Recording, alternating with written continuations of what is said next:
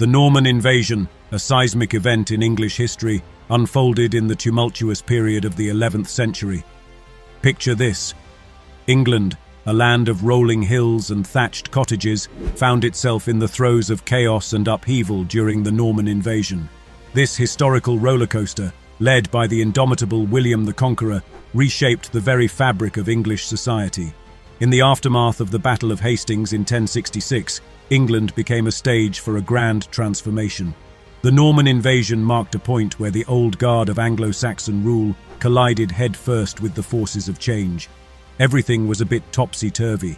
The familiar landscape of English politics, society, and culture faced a profound shake-up. Imagine the scene.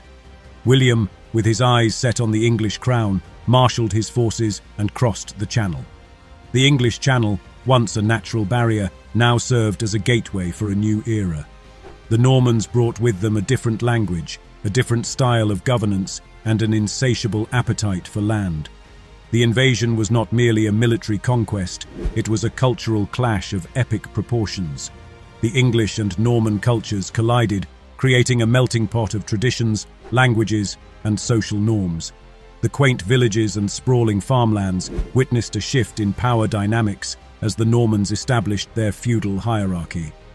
As the dust settled, the once familiar faces of Anglo-Saxon nobility found themselves grappling with the new order. The invasion had far-reaching consequences, from the imposing castles that dotted the landscape to the linguistic amalgamation that gave birth to Middle English. The English way of life, once anchored in the traditions of the Anglo-Saxons, now incorporated Norman influences. In this topsy-turvy landscape, the Norman invasion set the stage for a new chapter in English history. It was an era where uncertainty prevailed, and the echoes of change reverberated through the threads of time, leaving a lasting mark on the medieval tapestry of England. A political shake-up. The Norman conquest, encapsulated in the persona of William the Conqueror, stands as a pivotal moment in English history, unleashing a political earthquake that reshaped the very foundations of governance and power dynamics. Let's delve into this historical shake-up and explore the intricacies of the Norman conquest in a nutshell. William the Conqueror, born in Normandy in 1028, harbored grand ambitions for expansion. His claim to the English throne traced its roots to a complex web of familial ties and political maneuvering. In 1066, when King Edward the Confessor passed away without a clear heir, England became a pawn in the hands of contenders. William, a distant cousin of Edward, asserted his right to the throne, claiming that Edward had promised him the crown. The stage was set for a dramatic turn of events. Picture this. William, fueled by his conviction and armed with a formidable Norman army, crossed the English Channel to stake his claim. The invasion, which culminated in the Battle of Hastings on October 14, 1066, was a watershed moment that altered the political landscape of England. The chaos in the political playground was palpable. The Anglo-Saxon nobility, accustomed to their established order, now faced an unprecedented threat to their traditional power structures. Harold Godwinson, who had hastily assumed the English throne after Edward's death, found himself defending his realm against the Norman onslaught. The Battle of Hastings unfolded in a fierce clash that resulted in Harold's defeat and William's ascension to the throne. William's conquest marked the onset of Norman rule in England, ushering in a new era of governance characterized by feudalism. The feudal system, an established Norman institution, entailed a hierarchical structure where the king granted land to his loyal nobles, who, in turn, pledged their allegiance and military service. This redistribution of land was not merely a political strategy, it was a mechanism to solidify Norman control and establish a network of vassals across the English realm. The Domesday Book, a comprehensive survey commissioned by William in 1085, further exemplifies the extent of the political shake-up. This exhaustive record documented land ownership, providing a meticulous account of every piece of property and its value. The purpose was twofold: to assess taxation and to consolidate control over the English landscape. The Domesday Book exemplifies the Norman penchant for administrative efficiency, a hallmark of their governance. Moreover, William took a strategic approach to fortify his rule. The construction of castles across England became a symbol of Norman authority. These imposing structures, strategically positioned to maintain control and quell potential uprisings, exemplified the political savvy employed by the Normans. The Tower of London, built by William after the conquest, stands as a testament to this architectural assertion of dominance. The political shake-up extended beyond land distribution and fortress construction. William's centralized administration introduced the Curia Regis, or King's Court, as a deliberative and judicial body that travelled with the monarch. This marked a departure from the Anglo-Saxon wittenagemot, a council of nobles that convened irregularly. The Curia Regis played a crucial role in consolidating royal authority and streamlining governance. Who's who in the feudal zoo? Feudalism, the social and economic structure that defined medieval Europe, can be likened to a complex social club, with kings, nobles, peasants, and serfs, each playing distinct roles in this hierarchical system. Kings, perched at the top of the feudal hierarchy, were the undisputed monarchs who ruled over their realms. In the context of medieval England during the Norman conquest and beyond, William the Conqueror and his successors epitomized the power vested in the monarchy. The king's authority extended across the entire kingdom, and his decisions shaped the political and economic landscape. However, even kings were not entirely free from constraints, as they relied on the support of the nobility to maintain control. Nobles, the second tier in the feudal pyramid, comprised a diverse group of individuals holding titles such as dukes, earls, and barons. These aristocrats pledged allegiance to the king in exchange for land grants, known as fiefs. The nobility formed a crucial part of the king's court, providing military service and counsel. William the Conqueror, for instance, distributed large swaths of land to his Norman supporters, solidifying their loyalty through the feudal contract. Peasants, the backbone of medieval society, constituted the majority of the population. Engaged in agricultural activities, they toiled on the lands granted by the nobility. The feudal arrangement ensured that peasants had access to land for cultivation, but required them to provide a share of their produce to the land-owning nobles. This system allowed the nobility to maintain a steady income and sustain their military obligations. Serfs, often synonymous with peasants but distinct in their legal status, occupied a lower rung in the feudal hierarchy. Tied to the land, serfs were bound to serve the lord and were not free to leave their assigned territory. Unlike free peasants, they lacked mobility and had limited autonomy. The lord, in return, provided them with protection, housing, and a share of the agricultural produce. This arrangement, although offering some security, also restricted the serfs' freedom. The feudal contract, a cornerstone of this hierarchical system, delineated the reciprocal obligations between lords and vassals. Lords granted land, fiefs, to vassals, who, in turn, pledged allegiance and military service to their lords. This symbiotic relationship ensured the maintenance of order and defense in a decentralized medieval society. An exemplary illustration of this feudal contract is the Bayeux Tapestry, an embroidered narrative that chronicles the events leading up to the Norman conquest and the Battle of Hastings. The tapestry vividly depicts scenes of nobles receiving fiefs from William the Conqueror, underscoring the importance of this feudal relationship in solidifying the Norman grip on England. The complexity of this feudal social club is further exemplified by the intricate web of obligations and dependencies that characterized the system. A lord might be both a vassal to a higher-ranking nobly and a suzerain to lesser nobles, creating a pyramid of vassalage. In teams of conflict, this network allowed for the mobilization of military forces as lords called upon their vassals to fulfill their sworn duties. However, the feudal system was not without its challenges. Peasant revolts, such as the Peasants' Revolt of 1381 in England, highlighted the discontent among the lower echelons of society. The demands for increased freedoms and reduced burdens underscored the tensions inherent in the feudal structure. Life on the fields.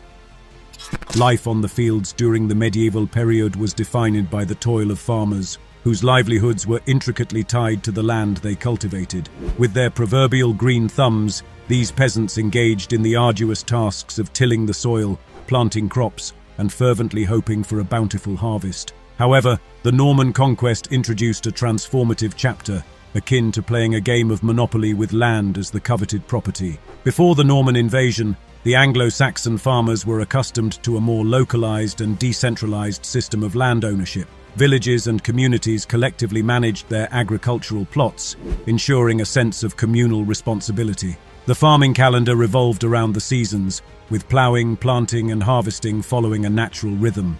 Enter the Normans, who treated land as a strategic resource in their quest to solidify control over England. The feudal system introduced by William the Conqueror involved redistributing vast tracts of land to his loyal followers in exchange for military service. This systematic land reallocation dramatically altered the landscape for farmers. The Normans, wielding administrative efficiency as a tool of control, aimed to quantify and organize their newfound territories. The consequences were far-reaching for farmers, as the Domesday Book influenced tax assessments and reshaped the agrarian landscape. Farmers, once tending to familiar plots worked by generations before them, now found themselves subject to the whims of new Norman landlords. The shifting of land ownership resembled a game of Monopoly, with nobles acquiring and consolidating properties across the board. The peasants, on the other hand, were mere players in a game where the rules were dictated by their new Norman overlords. The Normans introduced changes not only in land ownership, but also in farming techniques. They brought with them advancements such as the heavy plough, which facilitated deeper soil cultivation and increased agricultural productivity. This innovation, although beneficial in the long run, meant additional labor for already hard-working peasants. The introduction of the three-field system was another Norman influence on agricultural practices. This system involved dividing arable land into three sections, rotating crops to maintain soil fertility. While it improved overall productivity, the adjustment was challenging for farmers accustomed to traditional methods. The Norman impact on agricultural life extended beyond the fields. Castles, built strategically to consolidate power, often disrupted farming communities as they were erected on prime agricultural land. The construction of these fortresses altered local landscapes, and peasants had to adapt to the presence of these imposing structures. Culture clash. The Norman conquest brought about a profound culture clash as the Norman way of life collided with the established Anglo-Saxon traditions. This clash of cultures, evident in linguistic shifts, architectural preferences, and societal norms, created a fascinating tapestry of influences that shaped medieval England. One of the most immediate and tangible expressions of the culture clash was the collision of languages. The Normans, descendants of Vikings who settled in the region of Normandy, spoke a variety of Old French. The Anglo-Saxons, conversely, spoke Old English. The meeting of these linguistic worlds resulted in a complex fusion now known as Middle English. The linguistic changes were not merely a matter of vocabulary, they reflected the social hierarchy and cultural dynamics of the time. While the peasants and commoners continued to speak Old English, the nobility, who were predominantly Norman, adopted the language of their conquerors. This linguistic divide persisted for centuries, shaping the linguistic landscape of England and laying the groundwork for the evolution of the English language. The Bayeux Tapestry, a remarkable embroidered narrative detailing the events leading up to the Norman conquest and the Battle of Hastings, provides visual insight into this culture clash. Scenes depict Norman nobles conversing with each other in Old French, while Anglo-Saxon peasants communicate in Old English. The juxtaposition of these languages on the same visual narrative serves as a powerful representation of the linguistic diversity emerging from the culture clash. The Normans, renowned for their military prowess and strategic acumen, also left an indelible mark on the architectural landscape. Castles, the iconic fortifications that dot the English countryside, emerged as a hallmark of Norman influence. The Normans, driven by a desire to assert control and secure their newly acquired territories, erected castles like mushrooms after a rainstorm. One iconic example is the Tower of London, commissioned by William the Conqueror around 1078. Originally constructed as a symbol of Norman might, it evolved over the centuries into a multifaceted structure serving various purposes, including a royal residence, prison, and treasury. the Tower of London stands as a testament to the enduring Norman legacy in English architecture. The Norman predilection for castles was not merely about military might, it also represented a cultural assertion. Castles, with their imposing structures and strategic locations, symbolized Norman authority and served as a constant reminder of the power dynamics that accompanied the culture clash. The architectural landscape of England transformed as Norman-style fortifications replaced traditional Anglo-Saxon settlements. This clash of cultural preferences extended beyond language and architecture to encompass societal norms and customs. The Normans, with their feudal system, introduced a more centralized and hierarchical social structure. The Anglo-Saxon nobility, accustomed to a decentralized system, now found themselves navigating a complex web of vassalage and obligations. Church and chill. In the aftermath of the Norman conquest, the English religious landscape experienced a notable transformation, blending the Anglo-Saxon traditions with the Norman penchant for grandeur. The Church of medieval England witnessed a fusion of religious practices, architectural innovations, and an enduring influence that shaped the spiritual experience of the time. Sundays took on a new flavor as the Normans brought their distinctive religious flair to England. The Normans, deeply rooted in Romanesque and Norman Gothic traditions, introduced architectural styles that departed from the simplicity of Anglo-Saxon churches. These changes extended beyond mere aesthetics, influencing the religious atmosphere and rituals. Norman churches, characterized by rounded arches, thick walls, and ornate decorations, stood in stark contrast to the simplicity of Anglo-Saxon structures. Durham Cathedral, constructed in the late 11th and early 12th centuries, exemplifies the Norman architectural influence. Its massive scale, intricate carvings, and use of the pointed arch showcase the grandiosity that defined Norman religious structures. This architectural makeover reflected not only the Normans' commitment to leaving an indelible mark on the physical landscape, but also their desire to assert dominance through the church. The Normans, understanding the power of religion as a unifying force, utilized architecture to project authority and influence over the spiritual realm. Beyond the physical changes, the Normans brought a reinvigorated approach to religious rituals and practices. The church became a focal point for social and cultural gatherings, blending the solemnity of religious ceremonies with the vibrancy of communal life. The Bayeux Tapestry, although primarily a historical narrative, subtly captures scenes of religious rituals, offering a glimpse into the Norman influence on the spiritual fabric of England. The ecclesiastical transformations extended to the ecclesiastical hierarchy.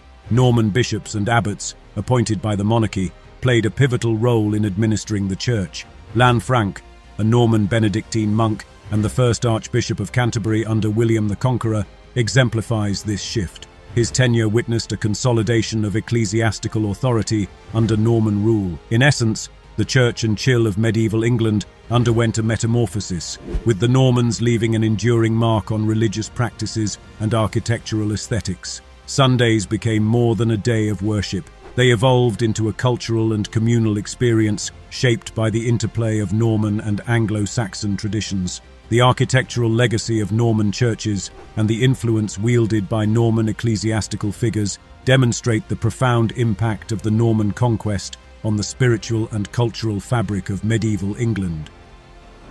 Battle Mode, Norman Edition. The Norman conquest ushered in a new era of military dominance, marked by the formidable force of knights in shining armor. This battle mode, Norman Edition, transformed the medieval battlefield, introducing a cavalry-centric approach that would change the dynamics of warfare. The iconic image of knights in shining armor embodies the Norman military might. These heavily armored and well-trained warriors, mounted on powerful steeds, constituted the elite of the Norman army. The armor, typically made of chainmail or plate, provided exceptional protection, and the knights themselves were armed with lances, swords, and shields. This sophisticated armament marked a significant departure from the more rudimentary equipment of the Anglo-Saxon forces. The introduction of cavalry charging in became a game-changer on the medieval battlefield. The Norman knights, with their disciplined and heavily armored cavalry, implemented tactics that relied on the shock and awe of a mounted charge. The Battle of Hastings in 1066 serves as a prime example. During this decisive confrontation, the Norman cavalry, under the command of William the Conqueror, executed strategic charges that disoriented and shattered the shield wall formation of the Anglo-Saxon forces led by Harold Godwinson. The mobility and striking power of the Norman cavalry played a pivotal role in securing victory and altering the course of English history. The consequences of this battle mode extended beyond the battlefield. Villagers, unaccustomed to the intricacies of warfare, found themselves thrust into a forced career change as they were drafted into the military. The Anglo-Saxon system of a militia-based defense gave way to the Norman reliance on a standing army composed of trained soldiers. The Anglo-Saxon Chronicle, a historical record of the time, documents the challenges faced by the local population as they were compelled to serve in the Norman military machine. The feudal system implemented by the Normans further institutionalized military service as an obligation tied to land ownership. The Norman military apparatus, with its emphasis on armored knights and strategic cavalry charges, exemplified a paradigm shift in medieval warfare. The impact of this battle mode resonated not only on the battlefield, but also in the socio-political structure of England. The forced career change experienced by villagers reflected the profound changes brought about by the Norman conquest, shaping the trajectory of military strategies and societal norms in medieval England. Rebellion and daily struggles.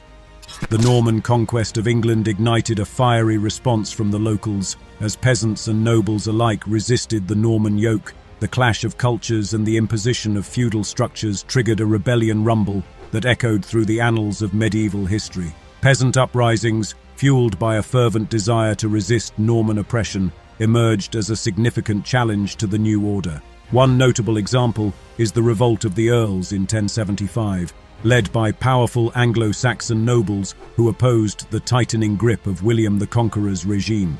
While the rebellion ultimately faltered, it signified the persistent discontent among the Anglo-Saxon elite. Simultaneously, the common folk, burdened by heavy taxation and the loss of traditional freedoms, rose in defiance. The Harrying of the North, a brutal campaign led by William in response to a northern uprising in 1069-1070, stands as a stark example of the consequences faced by those who resisted Norman rule. Villages were razed, crops destroyed, and countless lives lost in an attempt to quell the rebellion. The rebellions made the Normans reconsider their takeover strategy. Facing constant unrest, the Normans gradually shifted their approach. While maintaining military control, they began incorporating elements of Anglo-Saxon governance to pacify the populace. By marrying into Anglo-Saxon noble families and adopting some pre-existing legal structures, the Normans attempted to create a more stable and integrated ruling system. The Norman conquest plunged the daily lives of the English into a turbulent rollercoaster ride, devoid of safety bars or predictability. The imposition of Norman rule introduced challenges that rippled through the fabric of society, leaving families on the move and communities grappling with the fallout. One of the most immediate and pressing challenges was the disruption of agrarian life. Peasants, traditionally tied to the land, faced forced relocations as the Normans reshaped land ownership and distribution. The Domesday Book, a comprehensive survey commissioned by William the Conqueror, captured the upheaval as it meticulously documented the changes in land ownership and the displacement of communities. Food shortages and famines became recurrent features of daily life during the Norman era. The disruptions caused by the conquest, coupled with climatic variations, led to agricultural downturns and food scarcity. The Domesday Book also serves as a grim record of the economic struggles faced by the population, as it detailed the diminished agricultural productivity and its dire consequences. Families became unintentional nomads, moving in search of stability and sustenance. The Norman suppression and the subsequent upheavals prompted many to abandon their ancestral homes. The once fertile lands turned into desolate landscapes as communities faced the grim choice of displacement or destitution. The wandering existence of these families mirrored the broader instability that characterized the Norman conquest's aftermath. The challenges of daily life extended beyond the physical to the psychological and cultural realms.